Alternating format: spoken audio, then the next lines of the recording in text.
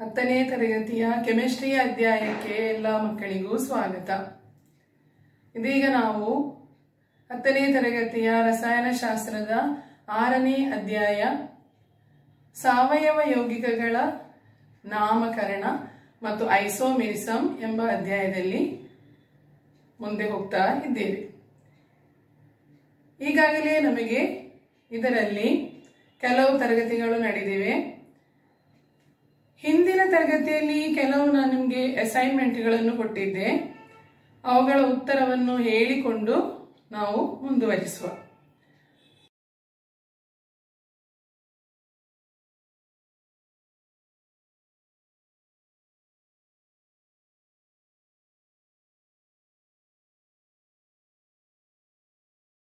ಸರಿ, ಹೀಗೆ ನಾವು ಹಿಂದಿನ ಕ್ಲಾಸ್ನಲ್ಲಿ ಯಾವುದೆಲ್ಲ ಕಲಿತಿರುವಂತದ್ದು ಕಾರ್ಯವಿಧಾನ ಗುಂಪುಗಳ ಬಗ್ಗೆ ಕಲಿತೆವು. ಏನು ಕಾರ್ಯವಿಧಾನ ಗುಂಪು ಅಂತ ಹೇಳಿದ್ರೆ, ಒಂದು ಹೈಡ್ರೋಕಾರ್ಬನ್ ನಲ್ಲಿ ಹೈಡ್ರೋಜನ್ ಅನ್ನು ತೆಗೆದು ಅದರ ಬದಲಾಗಿ ಇತರ ಪರಮಾಣು ಅಥವಾ ಪರಮಾಣು ಗುಂಪು ಸೇರಿದ್ರೆ ಆ ಸಾವಯವ ಯೌಗಿಕದಲ್ಲಿ ಕೆಲವು ಕಾರ್ಯವಿಧಾನ ಗುಂಪುಗಳು ಸೇರುವಂಥದ್ದು. ಆ ಪರಮಾಣು ಅಥವಾ ಪರಮಾಣು ಗುಂಪು ಸೇರುವಂಥದ್ದನ್ನೇ ನಾವು ಕಾರ್ಯವಿಧಾನ ಗುಂಪು ಅಂತೇಳಿ ಕರಿತೇವೆ. ಆಗ ಆ ಸಾವಯವ ಯೌಗಿಕದ ಭೌತಿಕ ಹಾಗೂ ರಾಸಾಯನಿಕ ಸ್ವಭಾವಗಳು ವ್ಯತ್ಯಸ್ತವಾಗ್ತವೆ, ಮೊದಲಿನ ಸ್ವಭಾವವನ್ನು ತೋರಿಸುವುದಿಲ್ಲ. ಹಾಗೆ ನಾನು ನಿಮ್ಮ ಹತ್ರ ಹೇಳಿದ್ದೆ, ಆಲ್ಕೋಹಾಲ್ಗಳು ಅಂತೇಳಿ ನಾವು ಮೊದಲನೇದಾಗಿ ಕಲಿತೇವು. ಅಂದರೆ ಅದರಲ್ಲಿ ಹೈಡ್ರಾಕ್ಸಿಲ್ ಗುಂಪು ಅಂದರೆ ಬಾಂಡ್ OH, ಅದರಲ್ಲಿ ನಾವು ಅನೇಕ ಆಲ್ಕೋಹಾಲ್ಗಳನ್ನು ಉದಾಹರಣೆಯಾಗಿ ಕಲಿತಿದ್ದೇವೆ. ಎರಡನೇದಾಗಿ ನಾವು ಕಾರ್ಬೋಕ್ಸಿಲಿಕ್ ಆಸಿಡ್ ಎಂಬ ಕಾರ್ಯವಿಧಾನ ಗುಂಪನ್ನು ಕಲಿತೆವು. ಕಾರ್ಬೋಕ್ಸಿಲಿಕ್ ಆಸಿಡ್ ಬಾಂಡ್ COOH ಎಂಬುದು ಇದ್ರೆ ಆ ಸಾವಯವ ಯೌಗಿಕವನ್ನು ನಾವು ಕಾರ್ಬೋಕ್ಸಿಲಿಕ್ ಆಸಿಡ್ ಸಾವಯವ ಆಸಿಡ್ ಅಂತ ಹೇಳಿ ಹೇಳ್ಬಹುದು. ಅದಕ್ಕೆ ಕೂಡ ನಾವು ಕೆಲವು ಉದಾಹರಣೆಗಳನ್ನು ಕಲಿತಾ ಇತ್ತು. ಈಗ ನಾವು ಮೂರನೆಯದಾಗಿ ಹ್ಯಾಲೋ ಗುಂಪು ಎಂಬುದನ್ನು ಕಲಿತಿದ್ದೇವೆ. ಅಂತ ಹೇಳಿದ್ರೆ ಹ್ಯಾಲೋ ಗುಂಪು ಅಂತ ಹೇಳಿದ್ರೆ ಏನು, ಅದೇ ನೀವು ಹ್ಯಾಲೋಜನ್ಗಳನ್ನು ನೆನಪಿಸಬೇಕು. ನಾವು ಕಲಿತಿರುವಂತಹ ಆವರ್ತಕ ಪಟ್ಟಿಯಲ್ಲಿ 17ನೇ ಗುಂಪಿನಲ್ಲಿರುವಂತಹ ಅಲೋಹ ಮೂಲ ವಸ್ತುಗಳನ್ನು ನಾವು ಹ್ಯಾಲೋಜನ್ಗಳು ಎಂಬುದಾಗಿ ಕರೆಯುತ್ತೇವೆ. ಯಾವುದು ಹ್ಯಾಲೋಜನ್ಗಳು? ಕೆಲವು ಉದಾಹರಣೆ ಆದ್ರೂ ಹೇಳ್ಬೋದಾ? ಅದರಲ್ಲಿ ಮೊದಲು ಬರುವುದು ಫ್ಲೂರಿನ್ F, ಅದರ ಕೆಳಗೆ ಕ್ಲೋರಿನ್ Cl, ನಂತರ ಬ್ರೋಮಿನ್ Br, ನಂತರ ಅಯೋಡಿನ್ I. ಈ ರೀತಿ ಅದು ಮುಂದುವರಿಯುತ್ತದೆ. ಇದನ್ನು ನಾವು ಬಾಂಡ್ನ ಮೂಲಕ ಜೋಡಿಸಿದ್ರೆ, ಒಂದು ಆಲ್ಕೈಲ್ ಗುಂಪಿಗೆ ಈ ಹ್ಯಾಲೋ ಗುಂಪನ್ನು ನಾವು ಜೋಡಿಸಿದ್ರೆ ಅಂತಹ ಸಾವಯವ ಯೌಗಿಕಗಳನ್ನು ನಾವು ಹ್ಯಾಲೋ ಯೌಗಿಕಗಳು ಎಂಬುದಾಗಿ ಕರೆಯುತ್ತೇವೆ. ಉದಾಹರಣೆಗೆ ಈಗ ಫ್ಲೂರೋ ಬಾಂಡ್ F ಜೋಡಿಸಿದ್ರೆ ಅವುಗಳು ಫ್ಲೂರೋ ಯೌಗಿಕಗಳು. Cl ಜೋಡಿಸಿದ್ರೆ ಬಾಂಡ್ Cl ಇದ್ರೆ ಅವುಗಳು ಕ್ಲೋರೋ ಯೌಗಿಕಗಳು. ಅದೇ ರೀತಿ ಬಾಂಡ್ Br ಬ್ರೋಮೋ ಜೋಡಿಸಿದ್ರೆ ಬ್ರೋಮೋ ಯೌಗಿಕಗಳು. ಅದೇ ರೀತಿ I ಜೋಡಿಸಿದ್ರೆ ಅಯೋಡೋ ಯೌಗಿಕಗಳು. ಹೀಗೆ ಒಟ್ಟಿಗೆ ಆಗಿ ನಾವು ಇವನ್ನೆಲ್ಲ ಹ್ಯಾಲೋ ಯೌಗಿಕಗಳು ಎಂಬುದಾಗಿ ಕರೆಯುತ್ತೇವೆ. ಇಂಗ್ಲಿಷ್ನಲ್ಲಿ ಇವುಗಳನ್ನು ನಾವು ಹ್ಯಾಲೋ ಕಾಂಪೌಂಡ್ಸ್ ಎಂದು ಕರೆಯುತ್ತೇವೆ. ಹಾಗಿರೋದ್ರ ನಿರ್ವಚನವನ್ನು ನಾನು ಇಂಗ್ಲಿಷ್ನಲ್ಲಿ ಹೇಳ್ತೇನೆ. The organic compounds having halo groups are known as halo compounds. Means if there is alkyl group is bonded with the F, they are known as fluoro compounds. If alkyl group is bonded with the Cl, they are chloro compounds. If there is Br, bromo compounds. If halo compounds are having iodo functional group, they are known as iodo compounds.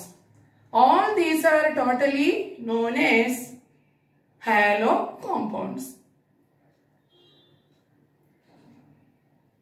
ಇನ್ನು ನಾವು hello compounds ಅಥವಾ hello ಯೌಗಿಕಗಳಿಗೆ IUPAC ನಾಮಕರಣ ಮಾಡುವ ರೀತಿಯನ್ನು ಕಲಿತುಕೊಳ್ಳುವ. IUPAC ನಾಮಕರಣದ ರೀತಿ ಹೇಗೆ ಅಂತ ಹೇಳಿದ್ರೆ, ಮೊದಲು ಹ್ಯಾಲೋ ಗುಂಪಿನ ಸ್ಥಾನ ಪ್ಲಸ್ ಹೈಫನ್ ಪ್ಲಸ್ ಹ್ಯಾಲೋ ಗುಂಪಿನ ಹೆಸರು ಪ್ಲಸ್ ಆಲ್ಕೇನಿನ ಹೆಸರು, ಈ ರೀತಿ ಬರ್ತದೆ.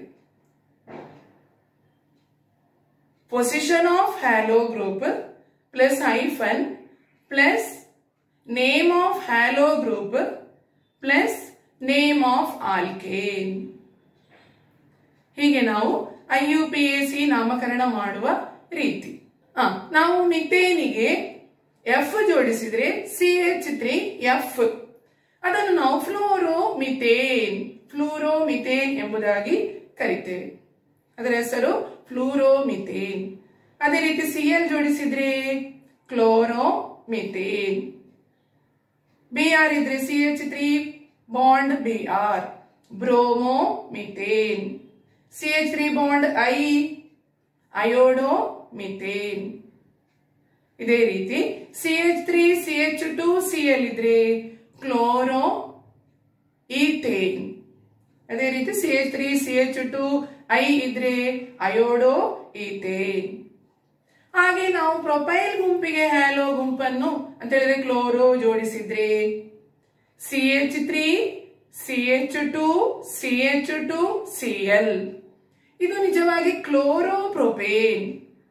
ಆದರೆ ಎರಡಕ್ಕಿಂತ ಹೆಚ್ಚು ಕಾರ್ಬನ್ ಪರಮಾಣುಗಳಿರುವಂತಹ ಆಲ್ಕೈಲ್ ಗುಂಪು ಬರುವಾಗ ನಾವು ಕ್ಲೋರೋ ಗುಂಪನ್ನು ಅಥವಾ ಯಾವುದೇ ಹ್ಯಾಲೋ ಗುಂಪನ್ನು ಒಂದನೆಯ ಕಾರ್ಬನಿಗೆ ಜೋಡಿಸಬೇಕು ಅಂತಲೇ ಏನಿಲ್ಲ. ಇನ್ನು ನಾವು ಬೇರೆ ಸ್ಥಾನದಲ್ಲಿರುವ ಕಾರ್ಬನ್ ಪರಮಾಣುವಿಗೂ ಜೋಡಿಸಬಹುದು. ಆಗ ಅದರ ಹೆಸರು ಬದಲಾಗ್ತದೆ. ಹಾಗಿದ್ರೆ CH3 CH2 CH2 Cl ಎಂಬುದು ಕ್ಲೋರೋ ಪ್ರೊಪೇನ್ ಆಗಿರ್ತದೆ. ಮಾತ್ರ ನಾವು ಒಂದನೆಯ ಕಾರ್ಬನ್ ಪರಮಾಣುವಿಗೆ ಜೋಡಿಸಿದ ಕಾರಣ ಅದು 1-ಕ್ಲೋರೋಪ್ರೊಪೇನ್. ಇನ್ನು ನಾವು ಎರಡನೇದಕ್ಕೆ ಜೋಡಿಸಿದ್ರೆ CH3 CH CH3, ಎರಡನೆಯ CH ಗೆ ನಾವು Cl ಅನ್ನು ಜೋಡಿಸುವ. ಆಗ ಇದರ ಹೆಸರು 2-ಕ್ಲೋರೋಪ್ರೊಪೇನ್. ಆದ ಕಾರಣ ಕ್ಲೋರೋಪ್ರೊಪೇನ್ಗಳಲ್ಲಿ 1-ಕ್ಲೋರೋಪ್ರೊಪೇನ್ ಹಾಗೂ 2-ಕ್ಲೋರೋಪ್ರೊಪೇನ್ ಎಂಬ ಸಾವಯವ ಯೌಗಿಕಗಳಿವೆ. ಇದೇ ರೀತಿ ನಾವು ಬ್ಯೂಟಿಗೆ ಜೋಡಿಸಿದ್ರೆ, ಈಗ ಬ್ಯೂಟೇನ್ ಹೇಗೆ ಬರೆಯುವುದು ರಚನೆ? CH3 CH2 CH2 CH3, 4 carbon ಇರುವಂತಹ ಕಾರ್ಬನ್ ಚೈನ್. ಇದರಲ್ಲಿ ನಾವು ಒಂದು ಹೈಡ್ರೋಜನ್ ತೆಗೆದು ಕೊನೆಗೆ ನಾವು Cl ಜೋಡಿಸಿದ್ರೆ ಅದು ಒಂದನೆಯ ಕಾರ್ಬನಿಗೆ ಆಗಿರ್ತದೆ ಜೋಡಿಸಲ್ಪಟ್ಟಿರುವುದು.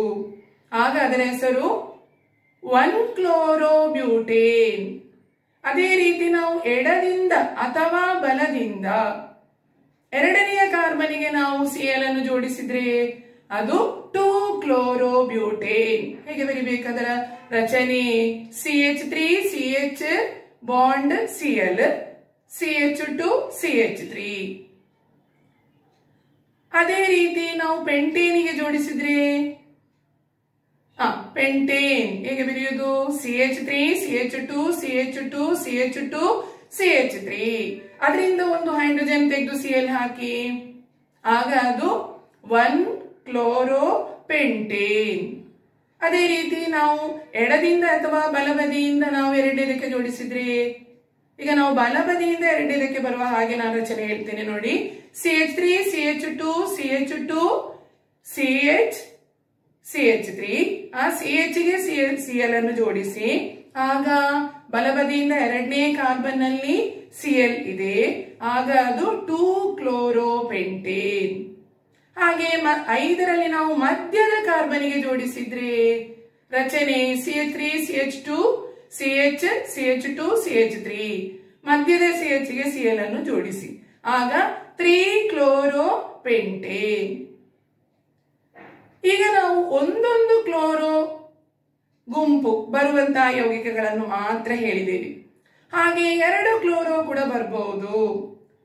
ನಾವು ಈಗ ಶಾಖೆ ಇರುವ ಆಲ್ಕೇನ್ಗಳನ್ನು ಹೆಸರಿಸುವಾಗ ಒಂದಕ್ಕಿಂತ ಹೆಚ್ಚು ಶಾಖೆಗಳು ಬಂದ್ರೆ ಅಂತ ಹೇಳಿದ್ರೆ, ಸಮಾನ ಶಾಖೆಗಳು ಒಂದಕ್ಕಿಂತ ಹೆಚ್ಚು ಸಲ ಬರುವಾಗ ನಾವು 2 ಸಲ ಇದ್ರೆ ಡೈ, 3 ಸಲ ಇದ್ರೆ ಟ್ರೈ, 4 ಸಲ ಇದ್ರೆ ಟೆಟ್ರಾ ಎಂಬ ಪ್ರತ್ಯಯಗಳನ್ನು ಸೇರಿಸುವುದಾಗಿ ಕಲಿತಿದ್ದೇವೆ.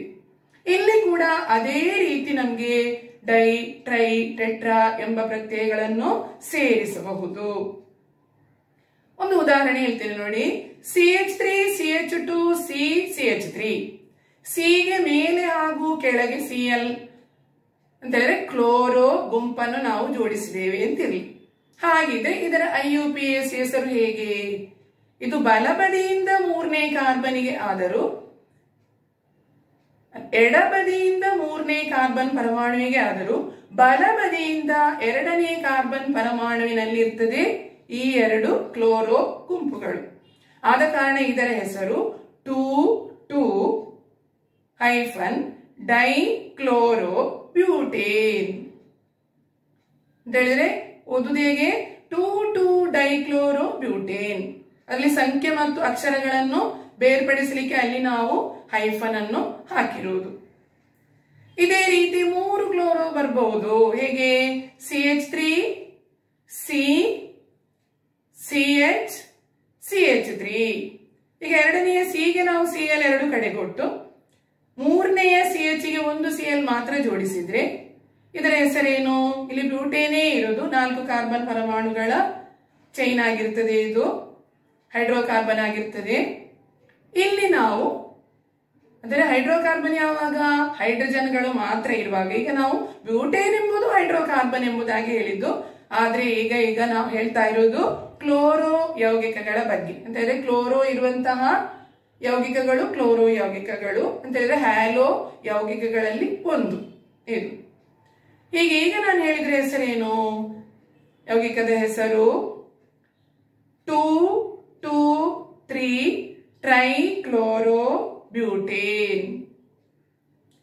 ಅದೇ ರೀತಿ 3ನೆಯ ಕಾರ್ಬನ್ಗೆ ಕೂಡ 2 ಬದಿಯಲ್ಲಿಯೂ ನಾವು Cl ಕೊಟ್ರೆ ಎರಡನೆಯದು 3ನೆಯದು 2 ಕಾರ್ಬನ್ ಪರಮಾಣುಗಳಿಗೆ ಕೂಡ ಮೇಲೆ ಮತ್ತು ಕೆಳಗೆ ನಾವು Cl ಹ್ಯಾಲೋ ಗುಂಪನ್ನು ಜೋಡಿಸಿದ್ರೆ ಅಂತ ಹೇಳಿದ್ರೆ ಕ್ಲೋರೋ ಗುಂಪನ್ನು ನಾವು ಜೋಡಿಸಿದ್ರೆ ಇದರ ಹೆಸರೇನು ಅಂದರೆ ಈ ಯೌಗಿಕದ ರಚನೆ ಒಮ್ಮೆ ಹೇಳ್ತೇನೆ ನೋಡಿ.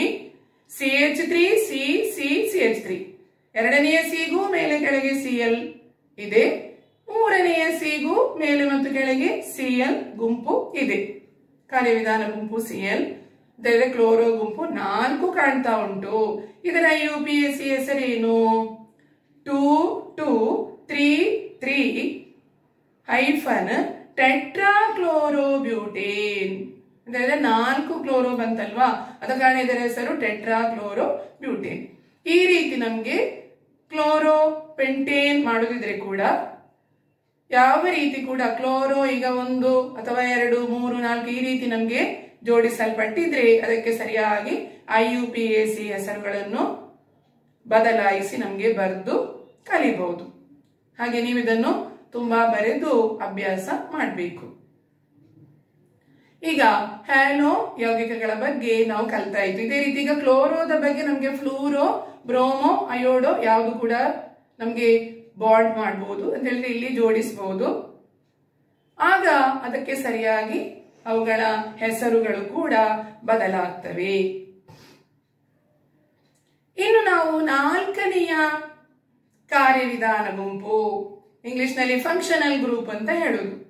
ಯಾವುದದು? ಆಲ್ಕಾಕ್ಸಿ ಗುಂಪು, ಆಲ್ಕಾಕ್ಸಿ ಗ್ರೂಪ್.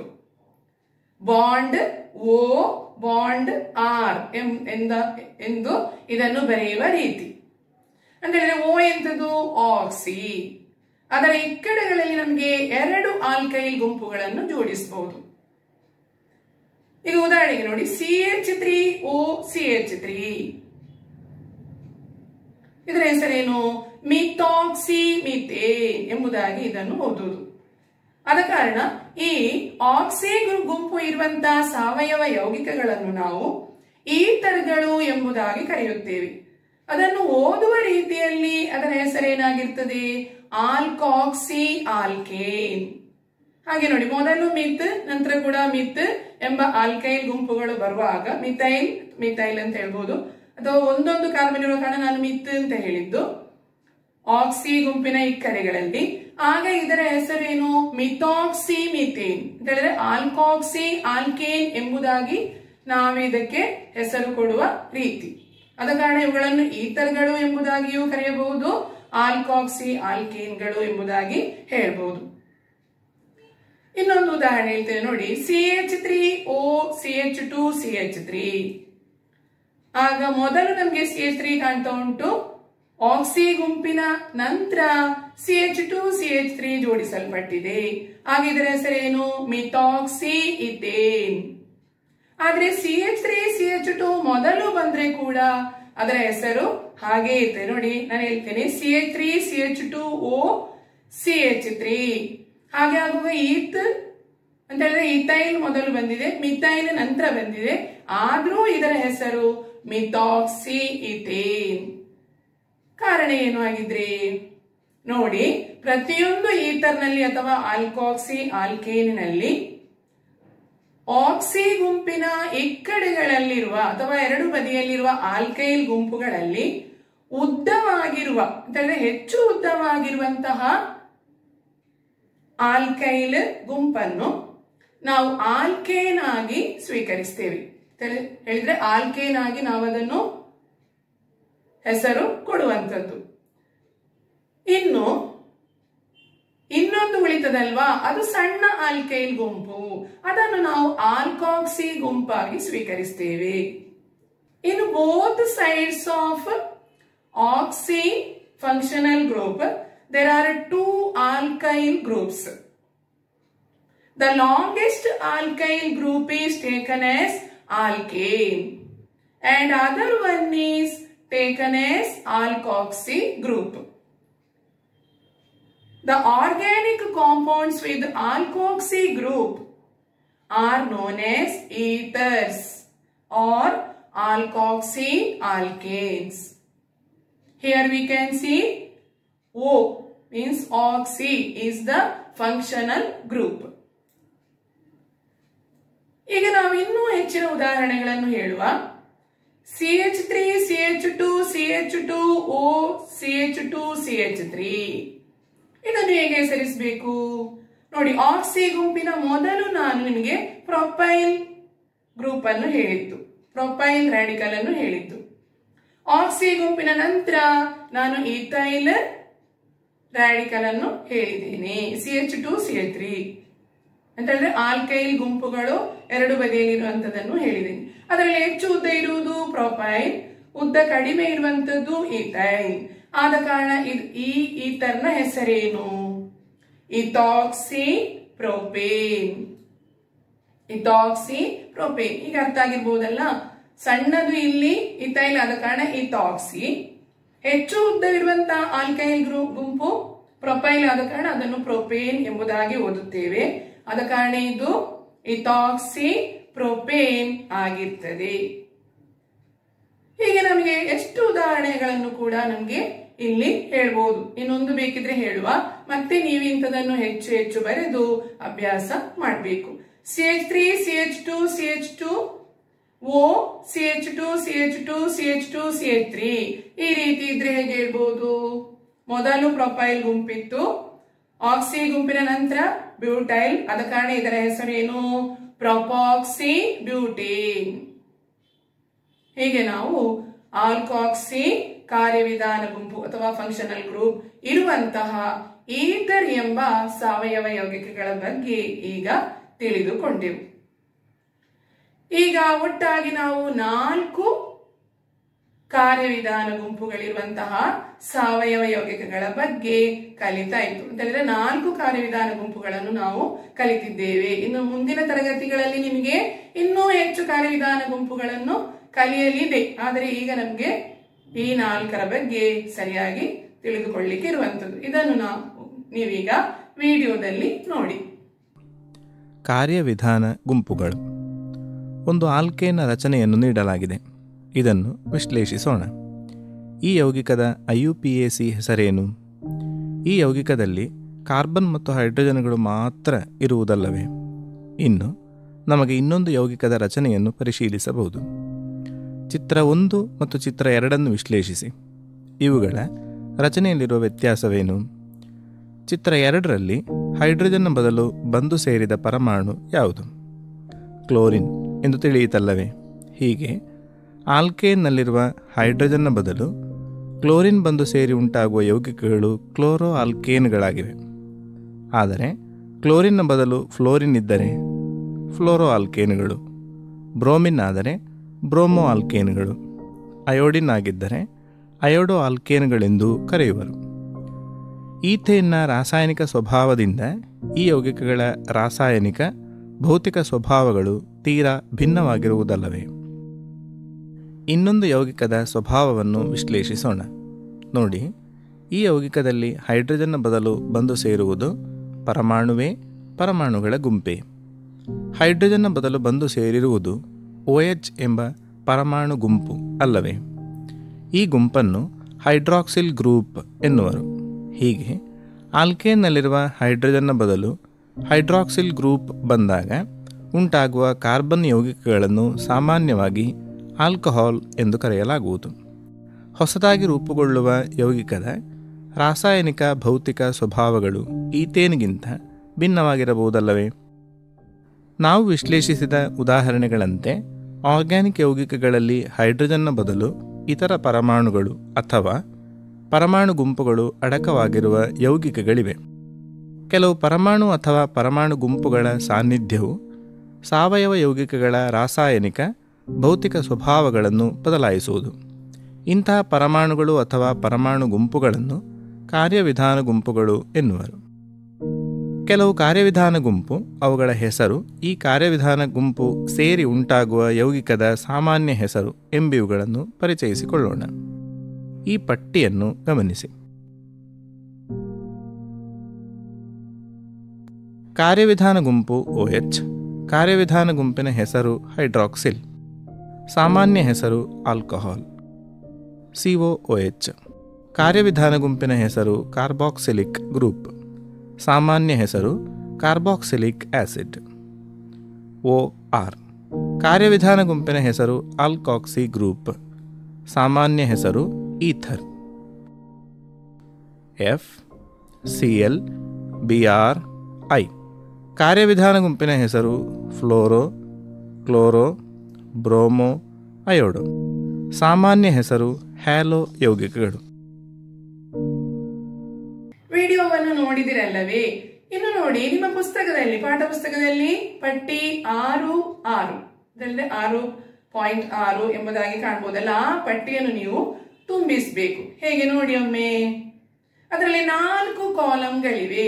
ಮೊದಲನೇ ಕಾಲಮ್ ಅಲ್ಲಿ ಕಾರ್ಯವಿಧಾನ ಗುಂಪು, ಫಂಕ್ಷನಲ್ ಗ್ರೂಪ್. ಎರಡನೇ ಕಾಲಮ್ ಅಲ್ಲಿ ಇರುವುದು ಕಾರ್ಯವಿಧಾನ ಗುಂಪು ಇರುವಂತಹ ಸಾವಯವ ಯೌಗಿಕಗಳು, ಕಾಂಪೌಂಡ್ಸ್ ಇನ್ಕ್ಲೂಡಿಂಗ್ ಫಂಕ್ಷನಲ್ ಗ್ರೂಪ್.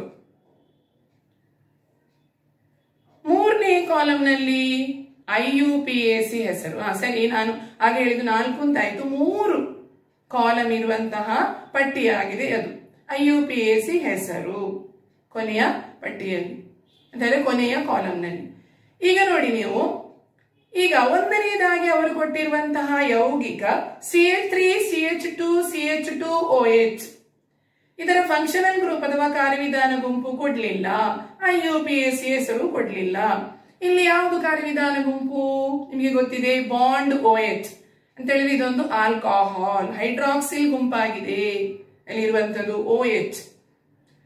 ಕೊನೆಯ IUPAC ಹೆಸರಿನ ಕಾಲಮ್ ಅಲ್ಲಿ ಏನ್ ಹೆಸರು ಕೊಡ್ತೀರಿ ಇದಕ್ಕೆ? ನೋಡಿ 3 ಕಾರ್ಬನ್ ಇದೆ ಮತ್ತೆ 1ನೇ ಕಾರ್ಬನ್ಗೆ OH ಜೋಡಿಸಿದ ಕಾರಣ ಇದರ ಹೆಸರು ಪ್ರೊಪಾನ್ 1 ಆಲ್. ಅದೇ ರೀತಿ ಎರಡನೇದು ನೋಡಿ, CH3 CH2 CH2 COOH. COOH carboxylic acid, ಆದ ಕಾರಣ ಇಲ್ಲಿ ಫಂಕ್ಷನಲ್ ಗ್ರೂಪ್ ಅಥವಾ ಕಾರ್ಯವಿಧಾನ ಗುಂಪು ಯಾವುದು? ಬಾಂಡ್ COOH ಅಂತ ಹೇಳಿದ್ರೆ ಕಾರ್ಬೋಕ್ಸಿಲಿಕ್ ಆಸಿಡ್. ಇದರ ಹೆಸರೇನು? ಇಲ್ಲಿ ನೋಡಿ 4 ಕಾರ್ಬನ್ ಪರಮಾಣುಗಳಿವೆ. ಪ್ರೊಪೈಲ್ ಎಂಬ ಆಲ್ಕೈಲ್ ಗುಂಪಿಗೆ ಇಲ್ಲಿ COOH ಎಂಬ ಕಾರ್ಬೋಕ್ಸಿಲಿಕ್ ಆಸಿಡ್ ಗುಂಪನ್ನು ಜೋಡಿಸಲಾಗಿದೆ. ಆದ್ರೆ ಕಾರ್ಬೋಕ್ಸಿಲಿಕ್ ಆಸಿಡ್ ನ ಕಾರ್ಬನ್ ಪರಮಾಣುವನ್ನು ಇಲ್ಲಿ ಪರಿಗಣಿಸಲಾಗಿದೆ.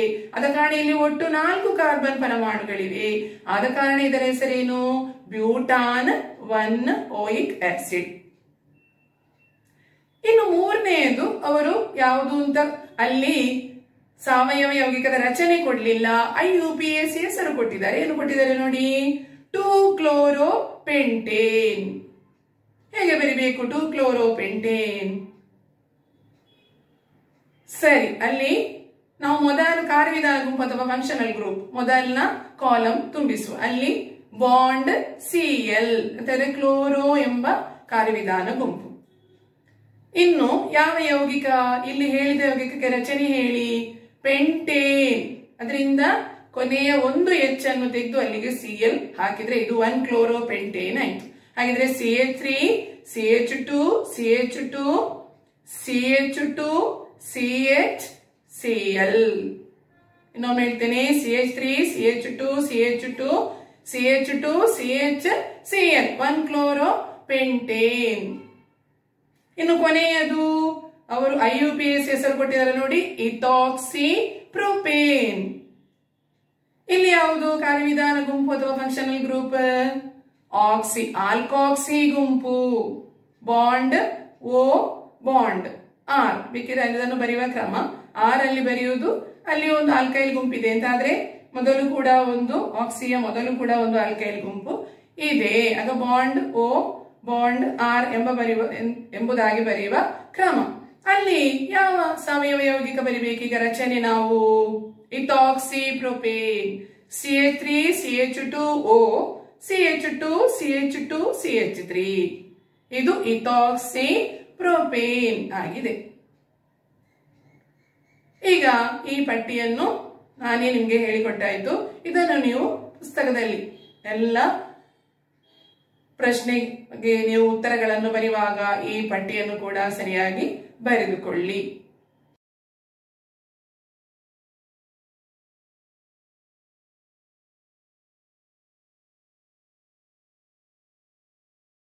ಈ ತರಗತಿಯನ್ನು ಮುಕ್ತಾಯಗೊಳಿಸುವಂತಹ ಸಮಯ ಬಂದಿದೆ. ಎಲ್ಲರಿಗೂ ವಂದನೆಗಳು.